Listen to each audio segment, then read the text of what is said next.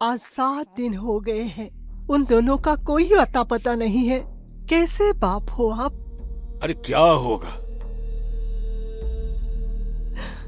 ना ही अब उनके घर जाते, ना ये अनर्थ होता। अरे क्या करना चाहिए था मुझे? उनके आरती उतारनी चाहिए थी। रूपक के बिन ये 7 दिन मैंने कैसे गुजारी हो, कुछ ख्याल है आपको? और तुम्हारे लड़के ने जो बिरादरी में लोगों के सामने मुझे मुंह दिखाने के लिए काबिल नहीं छोड़ा, इसका ख्याल है तुम्हें? मैंने आपको पहले ही आगाह की थी। रूपक और उस लड़की के बीच कुछ न कुछ चक्कर जरूर है। अच्छा, कब बताया था? अरे बोलो तो सही। ठीक है, नहीं बताई थी, लेकिन आपको तो दिखाई दिया ना। दिखाई तो मुझे दे रहा था, लेकिन मैंने सोचा था जवानी में हर कोई फिसल जाते हैं। एक मुखिया का बेटा होकर एक मजदूर की लड़की को दिल दे बैठेगा, ऐसा मैंने कभी नहीं सोचा था। अब क्या होगा? अब क्या होगा? मेरा मान मर्यादा सब कुछ बर्बाद कर दिया उसने। आने दो उसे, ऐसा सबक सिखाऊंगा, ऐसा सबक सिखाऊंगा उसे। आप अपना होश न खो बैठिए। अरे तुम ही कहो चंपा, मैं क्या करूं? भगवान से यही प्रार्थना करती हो, उन दोनों के साथ कुछ अनहोनी ना हो जाए।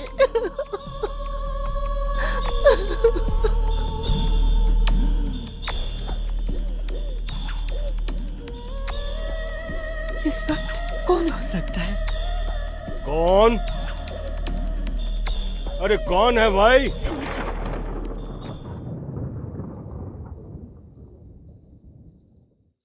माँ, अरे रूपक, आजा बेटा, अंदर आजा। अरे तुम खड़ी क्यों हो? चलो अंदर चलो। रुक, ये लड़की अंदर नहीं आ सकती। ये मेरी बीबी है पिताजी। तो क्या हुआ? सुनिए जी। अरे तुम चुप रहो, मैंने क्या कहा तुमने सुना नहीं?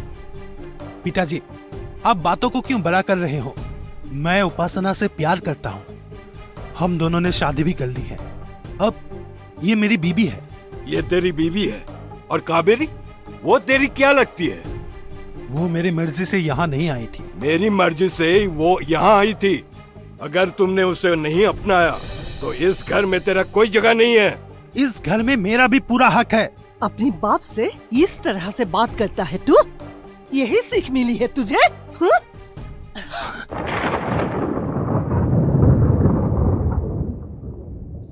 चंपा, इसे बाहर का रास्ता दिखा दो। सुनिए तो सही, चलिए अंदर चलिए, उन लोगों को मैं देख लूंगा। चलिए जी, चलिए ना, चलिए। क्या कर रही है आप? रूपक आपका एक लोटा बेटा है। किसी वजह से वो घर छोड़कर अगर चला गया तो क्या होगा? बुढ़ापे में हम लोगों को कौन देखभाल करेगा? लेकिन उस लड़की को मैं अपनी बहू कैसे मान लूं? अच्छा ठीक है, मैंने मान भी लिया, लेकिन गांव वाले क्या कहेंगे? वो सब मैं संभालूंगी। आप मेरे पति हैं, आपका मान सम्मान मेरा भी मान सम्मान है। अरे तुम कहना क्या चाहते हो? अब हमारे सामने एक ही उपाय है। क्या? अब हम उस लड़की को अपना लेते हैं। अरे सठिया गए हो तुम। हालात को समझा कीजिए। इसके बाद क्या होगा तुम्हें पता है? क्या होगा? गांव वालों को हर्जाना देकर मना लेंगे। सब के सब लालची है। एक बार भरपेट खाने को मिल जाए, 7 खून माफ। इसका मतलब मैं भी ऐसा ही हूँ। हम सब ऐसी ही है। अब चलिए, अपने बहू बेटे को स्वागत करने के लिए आइए, जल्दी आइए। क्या हुआ माँ? क्या पिताजी के राय अभी भी? क्यों नहीं मानेंगे? तू तो हमारा एक लोटा बेटा है, और बहू भी तो एकदम चांद का टुकड़ा है। अरे अब खड़े खड़े मुंह क्या देख रही है? अपने बहू बेटे को ऐसे खाली हाथ स्वागत करेंगे? अरे नहीं, मतलब हाँ। तुम दोनों सुखी रहो। चंपा, अगर मुझे पहले ही मालूम होता कि बहू इतनी सुंदर है तो मैं पहले ही हाँ कर देता। ठीक है, तुम दोनों रुको, मैं कुछ इंतजाम करती हूँ। हाँ? रुको।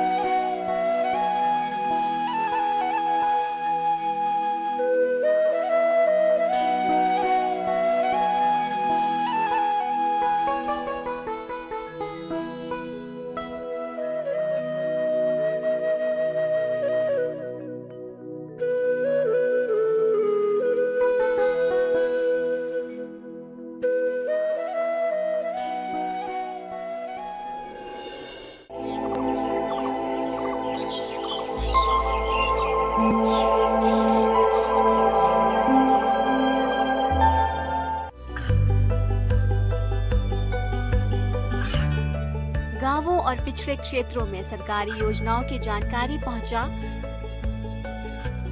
देश में कौशल और क्षमता विकास कर ग्रामीणों को सामाजिक बदलाव और विकास से जोड़ने की दूरदर्शन किसान की पहल चौपाल चर्चा देखें सोमवार से शुक्रवार सुबह 9 बजे।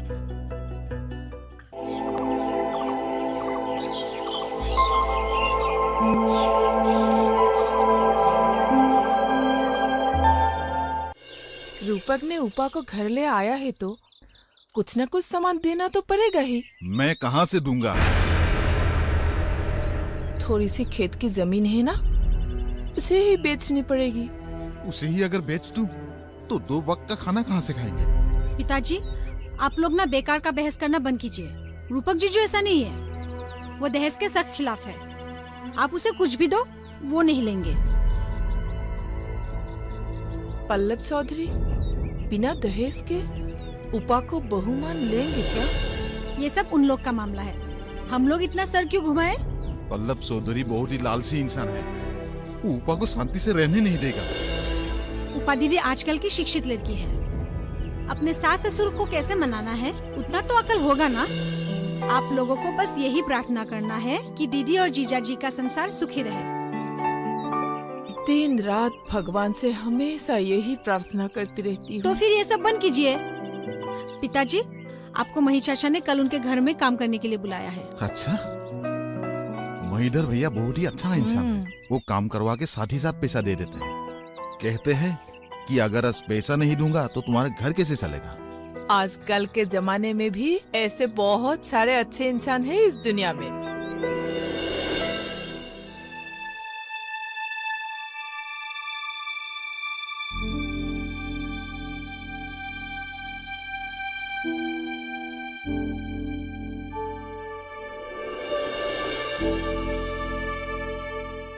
रूपक जी पिताजी।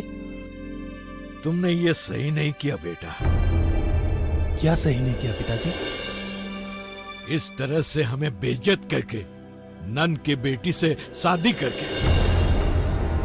नन की बेटी आप आपकी बहू है पिताजी। पिताजी, हम दोनों एक दूसरे को चाहते हैं और इसीलिए हमने शादी की है। किसी को जबरदस्ती तो। तुम्हारे कहने का मतलब कावेरी को जबरदस्ती? हाँ। देखो बेटा, शादी माँ बाप के मर्जी से की जाती है और बेटा बेटी की मर्जी भी पूछी जानी चाहिए। अगर कावेरी तुम्हारे खिलाफ कोई गलत कदम उठाए तो? कावेरी ऐसा काम नहीं करेगी।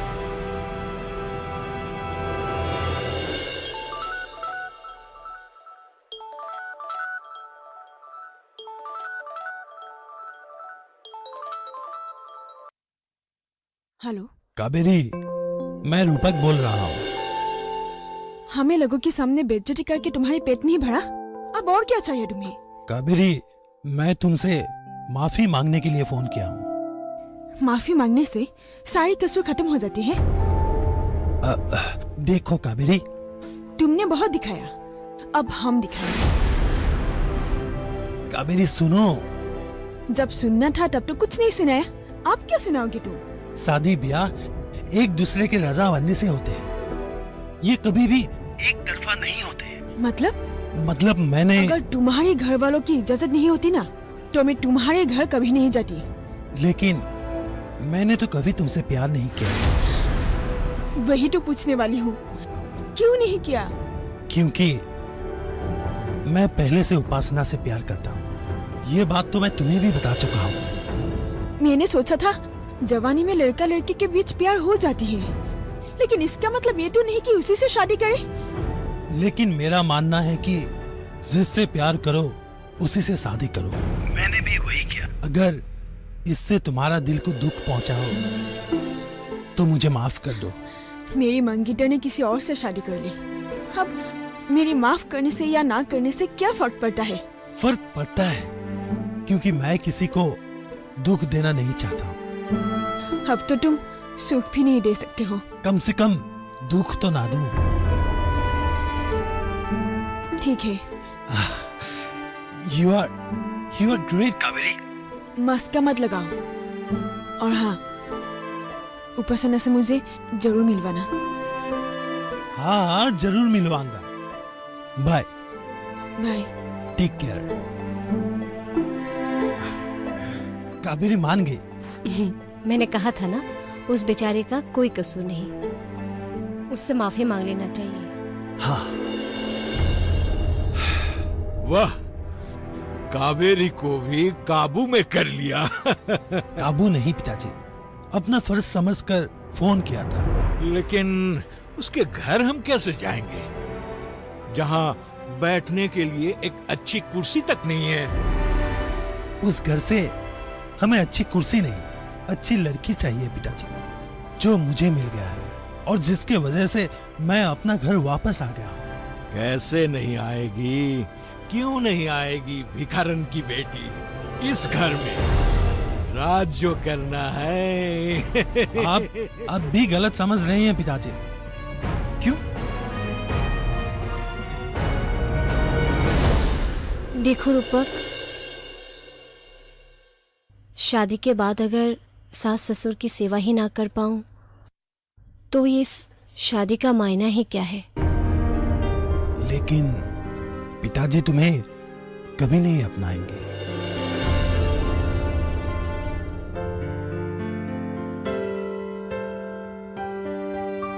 हर माँ बाप की इच्छा होती है अपनी बहू खुद चुने, लेकिन हम लोगों ने उन्हें वो मौका दिया ही नहीं, तो माँ और पिताजी नाराज तो होंगे ना।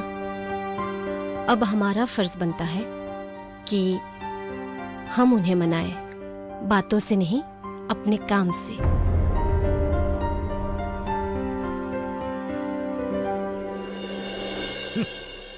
तुम कहना क्या चाहते हो? पिताजी, आप उपासना को अपना काम दिखाने का मौका तो दीजिए। अगर उसने अपने भिखारीपन दिखा दिया तो? अपने हो इसलिए कह रही हूँ। लड़की तो अच्छी है, पर है तो एक मजदूर की बेटी। आप गांव के मुखिया हो, सभी लोग आपको मानते हैं, सम्मान करते हैं, पर वो मजदूर की बेटी इस घर की बहू बन गई है। घर पर वो लड़की भी है, सुनेगी तो क्या सोचेगी? तू भी सखी कैसी बातें करती है।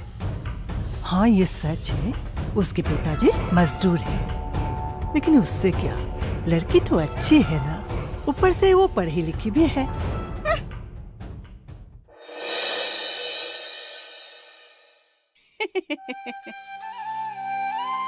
अरे चंपा, तेरी बहू तो लक्ष्मी है, साक्षात लक्ष्मी।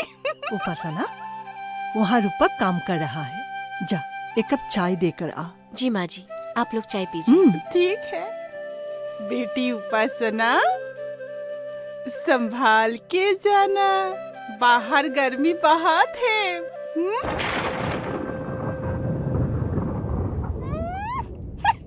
कितनी बेशर्म है, घर में मेहमान आई है, घूंघट तक नहीं है। ओहो, ले, तू तब से मेरी बहू की बुराई करती जा रही है। बुरी हूँ ना, इसलिए ये सब तेरा लाड़ प्यार की वजह से हो रहा है। देखना, एक दिन तेरा बेटा तेरे हाथ से निकल जाएगा। ओहो, तेरा और कोई काम धंधा नहीं है क्या? चेतावनी दे रही हूँ, बाद में रोने ढोने मेरे पास ही आना पड़ेगा।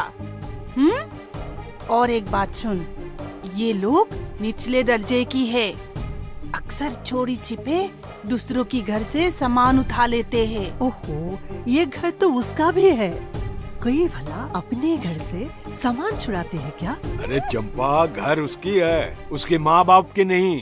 देखा, सीखो कुछ।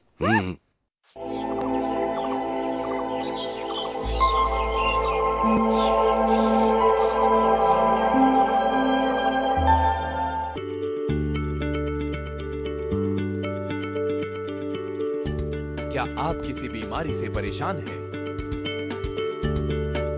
चाहते हैं डॉक्टर की सलाह? तो हम हैं आपके साथ, बताएंगे आपको जीने की राह। समस्याएं आपकी, समाधान देश के मशहूर विशेषज्ञों के। घर बैठे बात करें देश के जाने माने डॉक्टरों से। हमारे लाइव प्रोग्राम स्वस्थ किसान में हर शनिवार शाम 6 बजे से 7 बजे तक।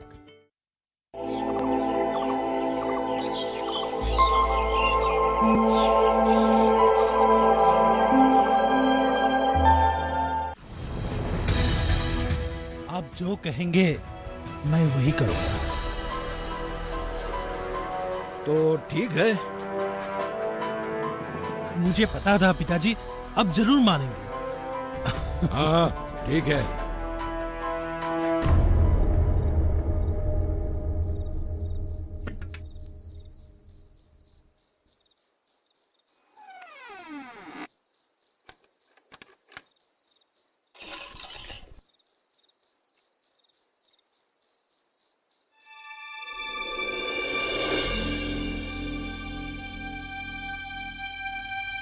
रूपक, मैं एक बात सोच रही हूँ।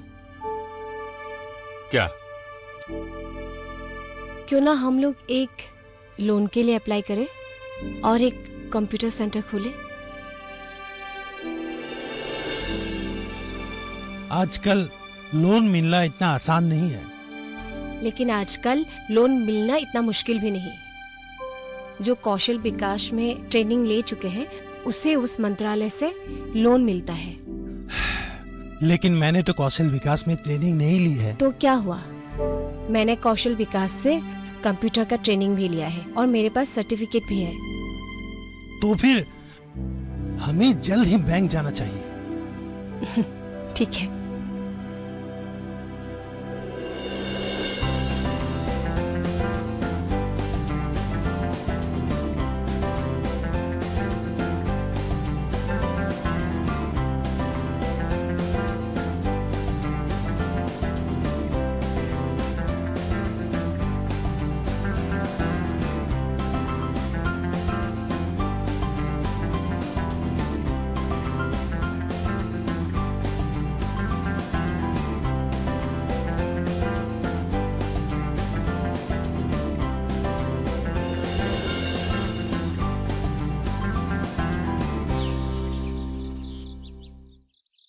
वंदना, वंदना।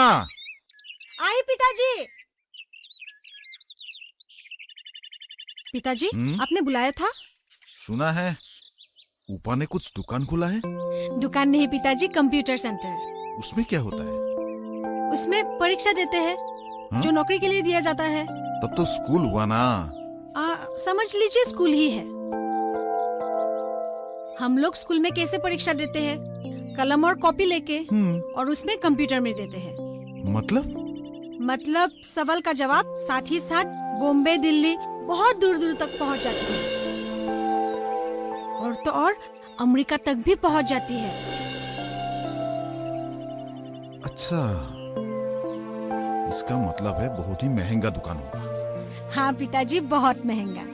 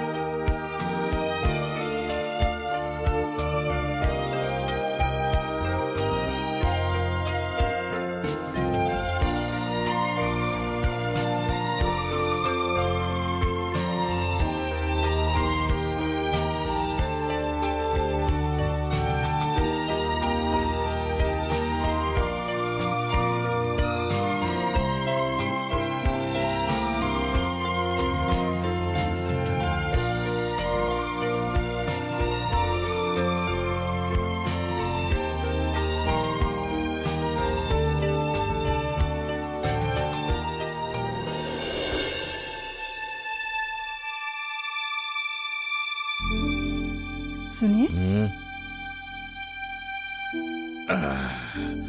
खाना खाकर लेटा तो पता ही नहीं चला कब नींद आ गई। आपको एतराज ना हो तो एक बात पूछूं? क्या? आप अभी भी उपासना से नाराज है क्या? क्यों?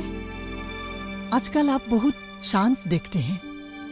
इसका मतलब पहले मैं उटपटंग हरकत करता था। नहीं।